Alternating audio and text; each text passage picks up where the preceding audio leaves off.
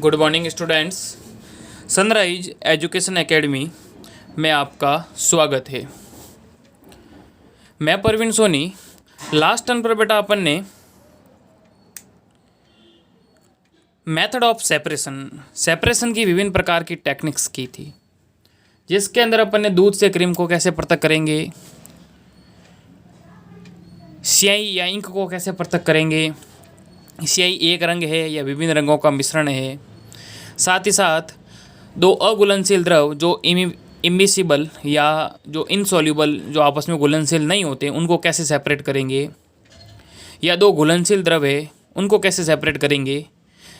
इससे संबंधित विभिन्न प्रकार की टेक्निक्स, सब्लिमेशन, क्रिस्टलाइजेशन, ये अपन ने की।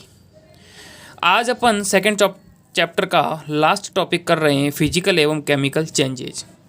ओके, इसके बाद में थर्ड चैप्टर कंटिन्यू करेंगे। तो ध्यान देना बेटा, फिजिकल और केमिकल चेंजेज, भौतिक एवं रासायनिक परिवर्तन क्या है, क्या प्रॉपर्टी है, क्या होते हैं, वो बताऊंगा। देखें, फिजिकल एवं chemical changes, the properties that can be observed and specified like colour, hardness, rigidity, fluidity, density, melting point, boiling point etcetera are physical property. कहने का मतलब ऐसे गुण जिनका हम अवलोकन कर सकते हैं, वर्णन कर सकते हैं, जैसे कि रंग है, कठोरता है, दृढ़ता है, बहाव, घनत्व, द्रवनांक या गलनांक, क्वथनांक एटसेट्रा को भौतिक गुण, मतलब जिनका अपन अवलोकन कर सकते हैं फिजिकल रूप में, वो हो गए भौतिक गुणधर्म। The inter conversion of A state is a physical change because these changes occur without a change in composition and no change in the chemical nature of substance। कहने का मतलब भौतिक गुण किसे कहेंगे कि ऐसे पदार्थ ये जिनके रासायनिक गुणों में किसी प्रकार का परिवर्तन नहीं हो, समझ रहे हो, जिनके अंदर उनके, कहने का मतलब नए पदार्थ का निर्माण भी नहीं हो, समझ रहे हो। जैसे मैं पानी है, पानी को मैं फ्रीज कर रहा हूँ या फ्रीज के अंदर रख रहा हूँ, तो क्या होगा, पानी जो है बर्फ़ के अंदर कन्वर्ट होगा, और जब वापस मैं उसको जैसे फ्रीज से बाहर निकालूंगा तो उसकी जो स्टेट थी वो वापस क्या हो जाएगी, लिक्विड। समझ रहे हो। तो कहने का मतलब इसमें कोई नए पदार्थ का फॉर्मेशन नहीं होता, और साथ ही साथ उनके अंदर मतलब ये जो प्रोसेस जो होते हैं रिवर्सिबल होते हैं। मतलब जैसे मान लीजिए जैसे वाटर था, समझ रहे हो, वाटर, जल, जब मैंने इसको फ्रीज़ किया तो क्या होगा, ये कन्वर्ट हो जाएगा बर्फ़ के अंदर, आइस के अंदर। तो ये यहाँ पर कौन सी स्टेट थी, लिक्विड, और किस में कन्वर्ट हो रही है, सॉलिड के अंदर, समझ रहे हो। और जब मैं इसको बाहर निकालूंगा फ्रीज से तो वापस लिक्विड में कन्वर्ट हो जाएगी। कहने का मतलब उनकी अवस्थाओं के अंदर अपन परिवर्तन कर सकते हैं, सॉलिड से लिक्विड, लिक्विड से गैस, समझ रहे हो, लेकिन कोई एक नए पदार्थ नहीं बन रहा। अभी भी इसका फॉर्मूला क्या होगा, H2O ही रहेगा। यहाँ पर क्या था, H2O ही था, समझ रहे हो। तो कहने का मतलब अवस्थाओं का अंत रूपांतरण एक भौतिक परिवर्तन है, सॉलिड से लिक्विड, लिक्विड से गैस, गैस से लिक्विड, लिक्विड सॉलिड, क्योंकि ये परिवर्तन पदार्थों के संगठन में बिना परिवर्तन किए होते हैं, उनकी रासायनिक प्रकृति में कोई परिवर्तन नहीं होता। क्योंकि अब यहाँ पर भी मैं वाटर को H2O ही कहूँगा और यहाँ पर भी H2O ही कहूँगा। जब इसको मैं गर्म कर रहा हूँ, समझ रहे हो, तो गर्म करूँगा तो पानी एक निश्चित टेम्परेचर पर भाप बनकर उड़ेगा, है। तो वेपर का फॉर्मूला क्या होगा, H2O। तो कहने का मतलब रासायनिक गुणों के अंदर किसी भी प्रकार का कोई चेंजेस देखने को नहीं मिलता। ओके, देखें केमिकल चेंज। अब देखो रासायनिक परिवर्तन क्या है। Chemical change bring change in the chemical property of matter. पदार्थों के अगर रासायनिक गुणों के अंदर परिवर्तन देखने को मिलता है, वी गेट न्यू सब्सटेंस, जिसके अंदर एक नए पदार्थ का निर्माण होता है। जैसे दूध से दही का बनना है, लेकिन दही से वापस दूध प्राप्त नहीं कर सकते, समझ। किसी वस्तु का जलना, क्योंकि अगर मूल पदार्थ को वापस प्राप्त कर रहे हो तो हो जाएगा फिजिकल चेंज, और अगर मूल पदार्थ को वापस प्राप्त नहीं कर रहे हो, हैं, दूध से दही है, दही से वापस दूध प्राप्त कर सकते हो, नहीं कर सकते। तो इस तरीके से मतलब जिसमें नए पदार्थ का निर्माण होता है, और जो अनुत्क्रमणीय परिवर्तन होता है, अनुत्क्रमणीय परिवर्तन का मतलब जो एक ही दिशा में होते हैं, और ये उत्क्रमणीय है, मतलब बर्फ से वापस जल, और जल से, कहने का मतलब बर्फ प्राप्त कर सकते हैं, समझ रहे हो, अवस्थाओं को रूपांतरित कर सकते हैं, वो तो हो गया फिजिकल चेंज। मतलब उनकी भौतिक अवस्था में परिवर्तन होता है, रासायनिक अवस्था में परिवर्तन नहीं होता। लेकिन इसके अंदर तो रासायनिक अवस्था में ही परिवर्तन हो रहा है ना, दूध से दही बन रहा है, समझ, और दही से वापस दूध प्राप्त नहीं कर सकते इस तरीके से। और एक अगर किसी वस्तु को जला रहे हैं, जैसे कागज़ है, कागज़ को जला दिया तो जलाने के बाद वापस कागज़ थोड़ी प्राप्त करेंगे, हैं, वो तो कार्बन रह जाएगा पीछे, राख बनेगी उसकी।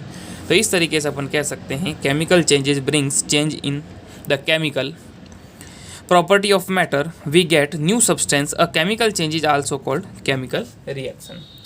रासायनिक परिवर्तन पदार्थ के रासायनिक गुणधर्म में परिवर्तन लाता है, हम नया पदार्थ पाते हैं। रासायनिक परिवर्तन को रासायनिक प्रतिक्रिया भी कह सकते हैं।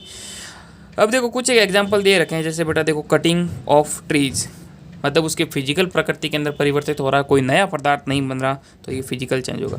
Melting of butter in a pot, मतलब बर्तन के अंदर जो है मक्खन है उसका पिघलना, तो ये भी फिजिकल परिवर्तन है, क्योंकि जब इसको फ्रीज करोगे तो वापस जम जाएगा। रस्टिंग ऑफ अलमीरा, मतलब अलमारी के अंदर जंग लग रहा, जंग लगना, जंग से तो नया पदार्थ बनता है, जंग से वापस लोहा थोड़ी प्राप्त कर सकते हैं, तो ये रासायनिक परिवर्तन है। Boiling of water to form steam, कहने का मतलब अगर पानी को जब गर्म करते हैं ना तो उससे जो भाप बनती है, ये भी एक प्रकार की क्या है, फिजिकल परिवर्तन, क्यों नया पदार्थ थोड़ी बन रहा है, भाप को वापस कलेक्ट कर लो, वापस पानी बन जाएगा। Passing of electric current through water and the water breaking down into hydrogen and oxygen, मतलब क्या हो रहा है कि करंट के फ्लो के द्वारा जो जल का अणु जो टूट रहा है हाइड्रोजन और ऑक्सीजन के अंदर, तो ये रासायनिक अभिक्रिया हो रही है, इसको कहेंगे chemical change. Dissolving common salt in water, मतलब क्या क्या मतलब हो गया कि पानी के अंदर नमक का घुलना। अब पानी से नमक अलग कर सकते हैं वाष्पीकरण की विधि के द्वारा, क्रिस्टलीकरण की विधि के द्वारा, समझ रहे हो। तो इस तरीके से ये हो गया फिजिकल चेंज सब, क्योंकि जब इसको बॉईल करोगे तो पानी पानी उड़ जाएगा, पीछे सॉल्ट बचेगा, हैं, जो इंक वाला था ना उसके अंदर, उस तरीके से। Making a fruit salad with a raw fruit, मतलब कच्चे फ्रूट से, हैं, मतलब कच्चे फ्रूट से सलाद का निर्माण करना, ये भी एक प्रकार का क्या है, फिजिकल चेंज, मतलब नया पदार्थ नहीं बन रहा है, कहने का मतलब बेटा इस तरीके से। और burning of paper and would, मतलब किसी पदार्थ का जलना, लकड़ी का या कागज़ का जलना, तो ये जलना एक रासायनिक परिवर्तन है, ध्यान रखना, समझ रहे हो। तो ये था बेटा अपना फिजिकल और केमिकल चेंज वाला चैप्टर, और मतलब टॉपिक्स, और सेकंड चैप्टर फिर कंप्लीट होता है। अब अपन थर्ड चैप्टर को कंटिन्यू करेंगे। इससे पहले एक दो क्वेश्चन होमवर्क डाल देता हूँ, ये नोट डाउन कर लो, ये आपके कॉपी के अंदर कर लें।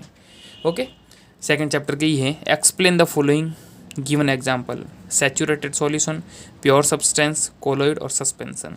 निम्न की उदाहरण सहित व्याख्या करनी है, संतृप्त विलयन, शुद्ध पदार्थ, कोलॉइड और निलंबन। इसके बाद में which of the following material fall in the category of pure substance, इनमें से कुछ एक पदार्थ दे रखे हैं, इनमें से प्योर सब्सटेंस कौन से हैं वो आपको बताने हैं। निम्नलिखित में से कौन सी वस्तु शुद्ध पदार्थ है, बर्फ, दूध, लोहा, हाइड्रोक्लोरिक अम्ल, कैल्शियम ऑक्साइड, पारा, ईंट, लकड़ी, वायु एटसेट्रा। समझ रहे हो, इनमें से आपको प्योर सब्सटेंस कौन से हैं वो बताने हैं। ओके, इस तरीके से ये अपना सेकंड चैप्टर था, is matter around us pure, क्या हमारे आसपास के पदार्थ शुद्ध है। अब अपन थर्ड चैप्टर को कंटिन्यू करेंगे। ओके, थर्ड चैप्टर है एटम्स एंड मॉलिक्यूल, परमाणु एवं अणु। अब परमाणु एवं अणु स्टार्ट करने से पहले उसकी कुछ एक हिस्ट्री है, वो एक बार देख लें आप।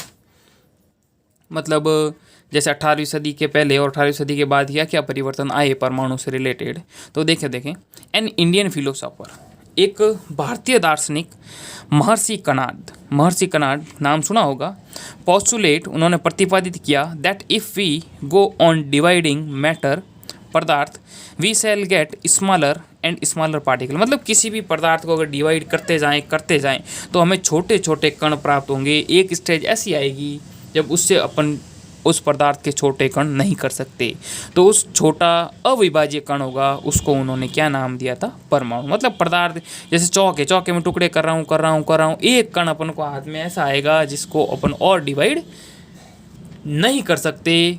उन जो अडिवाइड जो पार्टिकल है अविभाजित पार्टिकल है, उसको ही महर्षि कणाद जो वैज्ञानिक थे, फिलोसोफर थे, उन्होंने उसको क्या नाम दिया, परमाणु।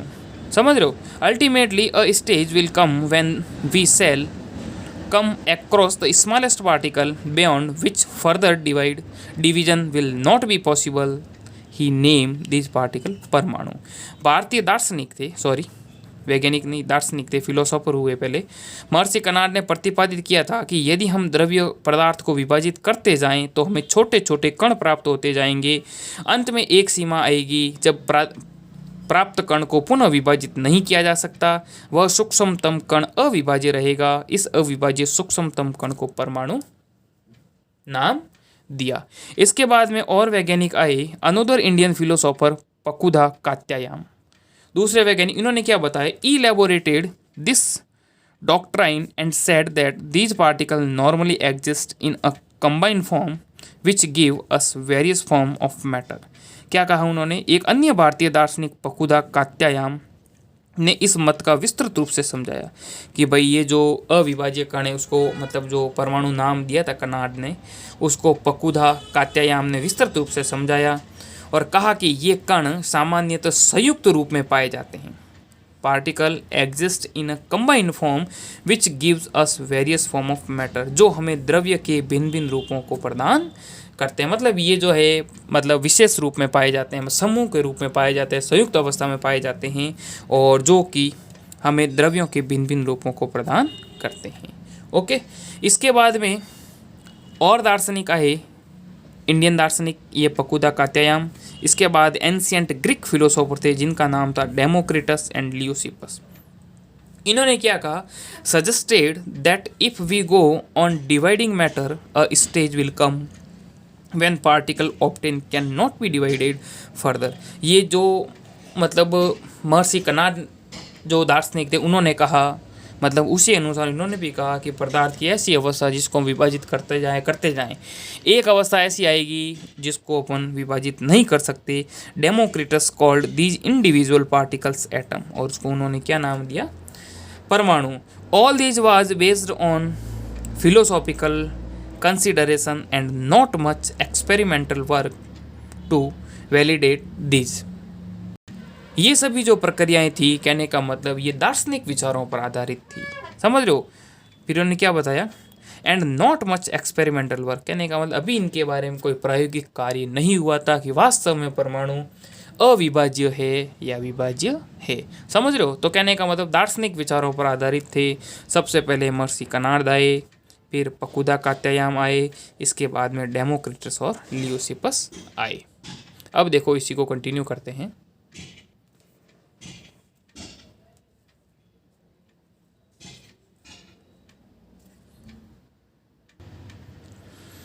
लगभग इसी समय ग्रीक दार्शनिक डेमोक्रिटस एवं ल्यूसिपस ने सुझाया था कि यदि हम द्रव्य को विभाजित करते जाएं तो एक ऐसी स्थिति आएगी जब प्राप्त कण को पुनः विभाजित नहीं किया जा सकेगा।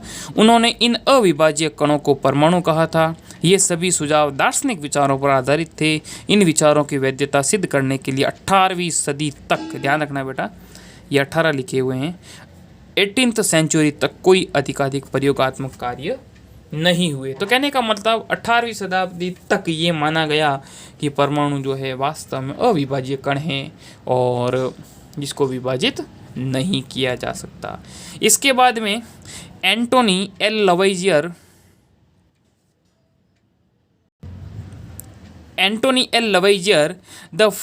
laid the foundation of chemical sciences by establishing two important law of chemical combination। ये 2 बार हो गया है ना। तो 2 important law of chemical combination, वैज्ञानिक आंतवा एल लवाइजियर ने रासायनिक संयोजन के 2 महत्वपूर्ण नियमों को स्थापित किया जिससे रसायन विज्ञान को महत्वपूर्ण आधार दिया। इसके बाद में आए वैज्ञानिक जिसका नाम था एंटोनी एल लवाइजियर। उन्होंने रासायनिक विज्ञान में महत्वपूर्ण योगदान के रूप में 2 महत्वपूर्ण नियम प्रतिपादित किए। उसको ध्यान रखना बेटा, ये एग्जाम में पूछते हैं। फर्स्ट लॉ था लॉ ऑफ केमिकल कॉम्बिनेशन, समझ रहे हो। लॉ ऑफ केमिकल कॉम्बिनेशन ध्यान देना क्या था, देखो देखे लॉ ऑफ केमिकल कॉम्बिनेशन, रासायनिक संयोजन के नियम। उन्होंने मतलब नियम प्रतिपादित किए। The following 2 law of chemical combination were established after much experimentation by Lavoisier and Joseph L Proust. मतलब लवाइजियर और जोसेफ एल प्राउस्ट ने मतलब प्रायोगिक कार्यों के बाद रासायनिक संयोजन के 2 नियम प्रतिपादित किए, जिसमें पहला नियम था law of conservation of mass, द्रव्यमान संरक्षण का नियम, समझ रहे हो? कहने का मतलब रासायनिक अभिक्रिया के पहले और रासायनिक अभिक्रिया के बाद द्रव्यमान हमेशा नियत रहता है। उन्होंने बताया था, किसने बताया था? लवाइजिए और जोसेफ ने।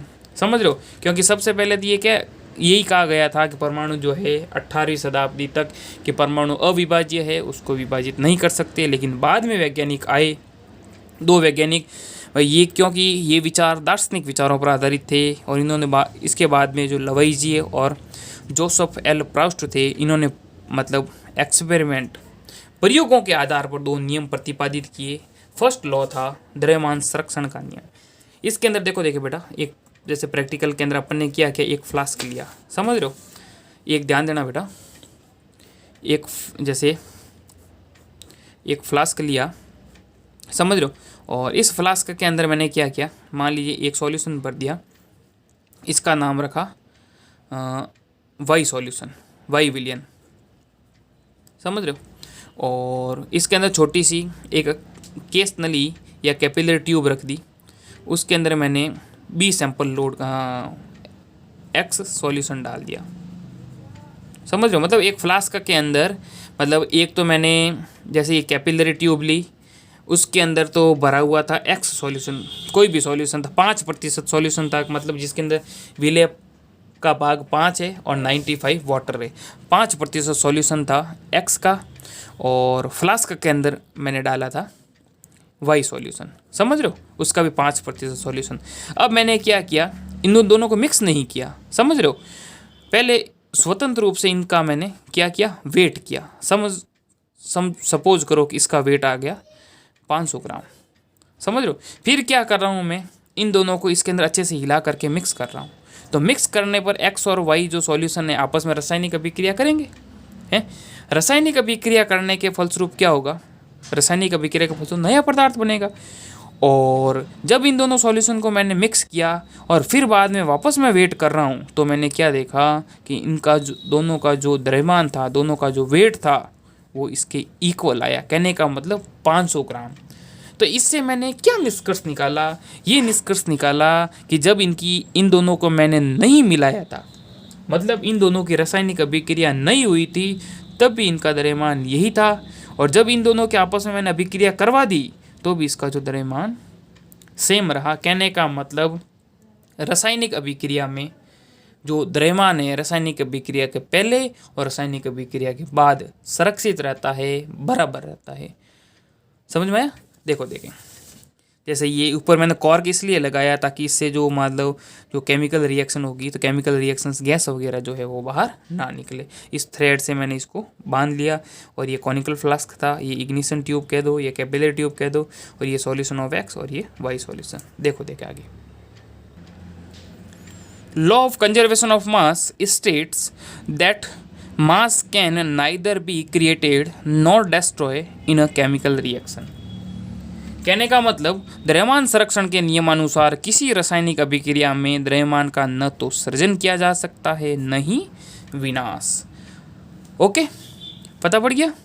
अब दूसरा है लॉ ऑफ कांस्टेंट प्रोपोर्शन, स्थिर अनुपात का नियम। पहला था द्रव्यमान संरक्षण का नियम, दूसरा है स्थिर अनुपात का नियम। कहने का मतलब किसी भी यौगिक के अंदर द्रव्यमान मतलब जो है उसका जो रेशियो है वो फिक्स रहता है। जैसे मैं सपोज करूं वाटर का एग्जांपल, मैं यहाँ पर वाटर का एग्जांपल ही दूंगा आपको। जैसे इसके अंदर हाइड्रोजन कितने हैं, 2 है, ऑक्सीजन कितना है, 1 है। मतलब ऑक्सीजन के मतलब हाइड्रोजन के तो 2 परमाणु, ऑक्सीजन के 1 परमाणु मिलकर के जल का 1 अणु बनाते हैं।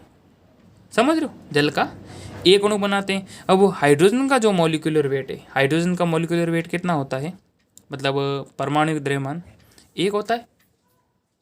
समझ रहे हो? 1, और यहाँ पर परमाणु 2 है और ऑक्सीजन 1 है। ऑक्सीजन का जो ये परमाणु द्रव्यमान होता है वो 16 होता है। ओके, 2 को 1 से मल्टीप्लाई करेंगे 2, 16 को 1 से करेंगे 16। अब इसको और अगर सरल करें तो 1:, कितना हुआ 8, तो टोटल कितना हुआ 9 ग्राम हुआ। अगर इसको मैं 1 ग्राम कहूँ और यहाँ 8 और 1 9 ग्राम, तो मतलब एक जल के अणु के लिए मतलब टोटल अमाउंट कितना हुआ 9 ग्राम। 9 ग्राम 1 ग्राम तो है हाइड्रोजन और 8 ग्राम होता है ऑक्सीजन।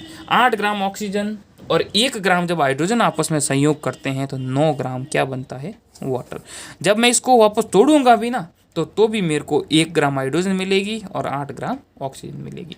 तो कहने का मतलब इनका जो रेशियो होता है वो हमेशा फिक्स रहता है। देखो देखें, Lavoisier along with other scientists noted that many compounds were composed of 2 or more elements। जो यौगिक है 2 या 2 से अधिक तत्वों से मिलकर बनते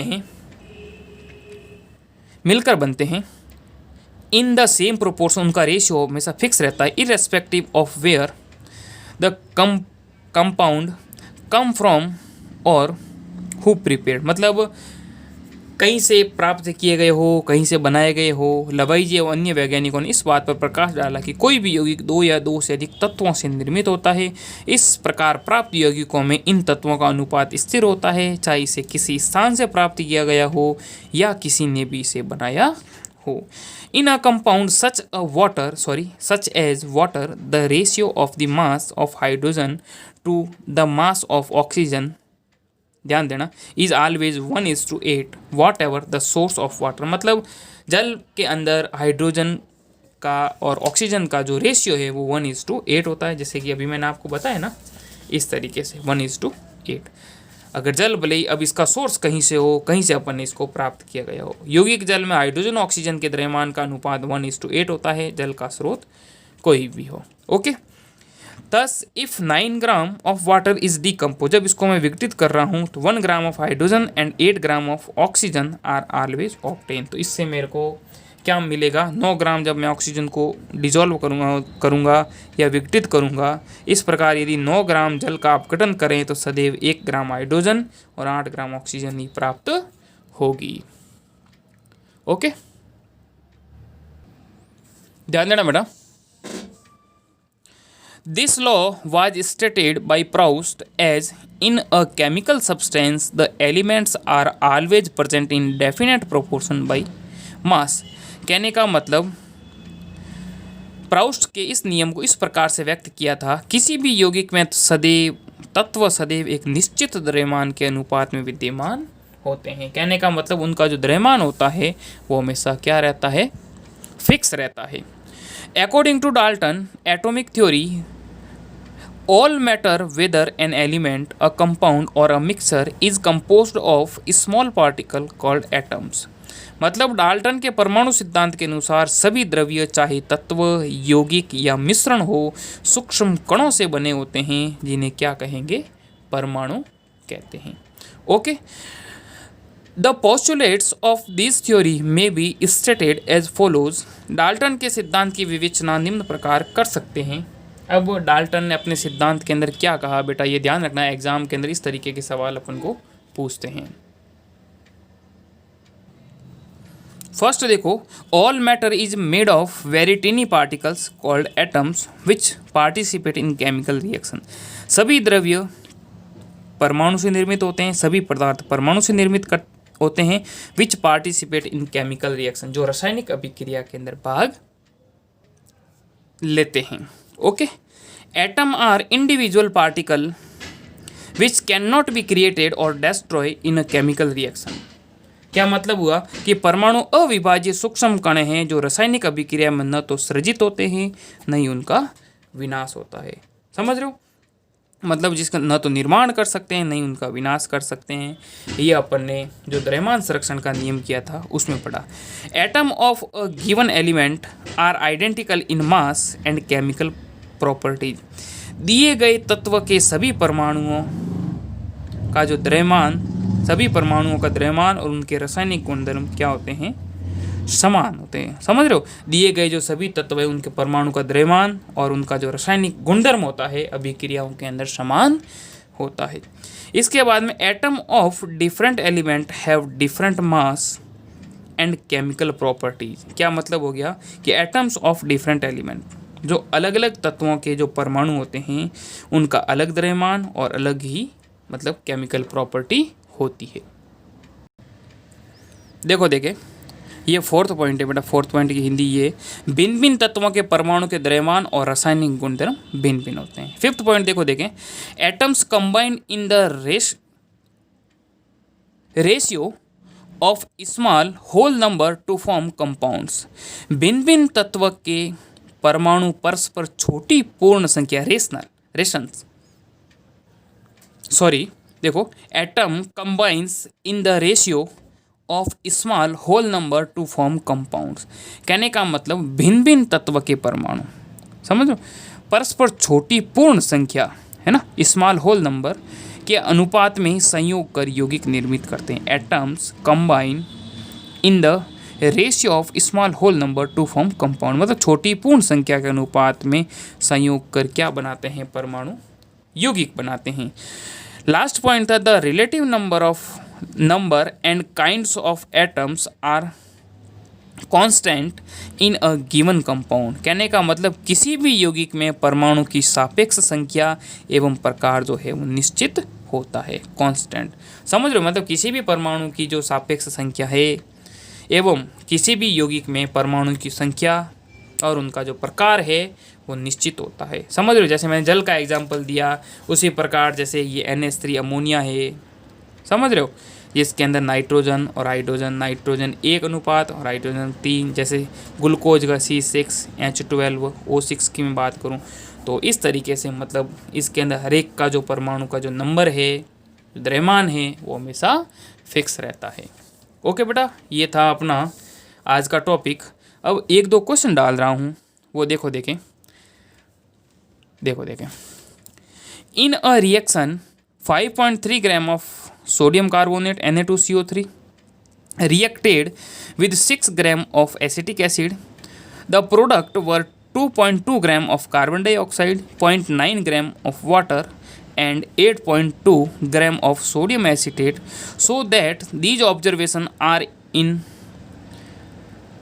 agreement with the law of conservation of mass. कहने का मतलब एक रासायनिक अभिक्रिया के अंदर 5.3 ग्राम तो है Na2CO3, समझ रहे हो, 5.3 ग्राम तो है Na2CO3। ओके, इसके बाद में 6 ग्राम है एसिटिक एसिड। ये आपस में रिएक्ट करके क्या बना रहे हैं 2.2 ग्राम बना रहे हैं कार्बन डाइऑक्साइड, प्लस 0.9 ग्राम बना रहे हैं वाटर, प्लस 8.2 ग्राम जो है बना रहे हैं सोडियम एसीटेट। तो आपको ये बताना है कि ये जो है द्रव्यमान संरक्षण के नियम का पालन कर रही है या नहीं कर रही है। इसके लिए अपन क्या करेंगे, दोनों तरफ का द्रव्यमान देखेंगे, समझ लो, दोनों तरफ का द्रव्यमान देखेंगे और उसका योग करेंगे। अगर दोनों तरफ के योग फल के बराबर आ रहा है तो ये रासायनिक जो अभिक्रिया है ये द्रव्यमान संरक्षण नियम के अनुरूप है, अन्यथा नहीं। तो जैसे देखें, ये देखो बेटा, सोडियम कार्बोनेट 5.3 ग्राम था, एथेनोइक अम्ल 6 ग्राम था, बना क्या कार्बन डाइऑक्साइड, जल और ये प्रश्न के अनुसार सोडियम एसिटेट। इसका अमाउंट कितना था उसके आगे लिख लिया, सोडियम कार्बोनेट 5.3, एसिटिक अम्ल 6 ग्राम, कार्बन डाइऑक्साइड 2.2, जल 0.9 और सोडियम एसिटेट 8.2। समझ, इनको जोड़ा 11.3 आया, इनको भी जोड़ा 11.3। तो अगर दोनों तरफ का अगर द्रव्यमान बराबर है तो ये जो अभिक्रिया है रासायनिक द्रव्यमान संरक्षण के नियम का पालन करती है। समझ लो, इस तरीके से एक क्वेश्चन मैं आपको डाल रहा हूँ, या आपको करना है, आगे 2 क्वेश्चन डालें। एक ये, hydrogen oxygen combine in the ratio of 1:8 by mass to form water, मतलब 1:8 के अनुपात में हाइड्रोजन ऑक्सीजन संयोग करके जल बना रहे हैं। What mass of oxygen gas would be required to react completely with 3 gram of hydrogen gas. कहने का मतलब हाइड्रोजन एवं ऑक्सीजन द्रव्यमान के अनुसार 1:8 के अनुपात में संयोग कर जल निर्मित करते हैं। अगर 3 ग्राम हाइड्रोजन गैस के साथ पूर्ण रूप से संयोग करने के लिए कितने ऑक्सीजन गैस के द्रव्यमान की आवश्यकता होगी। समझ रहे हो, मतलब जब 1 ग्राम हाइड्रोजन के लिए, ध्यान देना, 1 ग्राम हाइड्रोजन के लिए 8 चाहिए, तो 3 ग्राम हाइड्रोजन के लिए कितने ऑक्सीजन चाहिएंगे वो आपको बताना है। ओके बेटा, ये सवाल आप करोगे, नोट डाउन करो। फिर भी अगर कोई डाउट है, समस्या है तो व्हाट्सएप पर मैसेज भी कर सकते हैं 9460656610। और अगर नहीं तो डाउट नोट कर दो, अगर स्कूल आओ तो स्कूल के अंदर भी बता देंगे, पर्सनल मैसेज करो तो भी बता दूंगा। ओके, इसकी PDF आपको मिल जाएगी, पढ़ते रहें, नोट डाउन करते रहें, कोई भी समस्या है तो बताते रहें, पर्सनल मैसेज भी कर सकते हैं। Okay, thank you.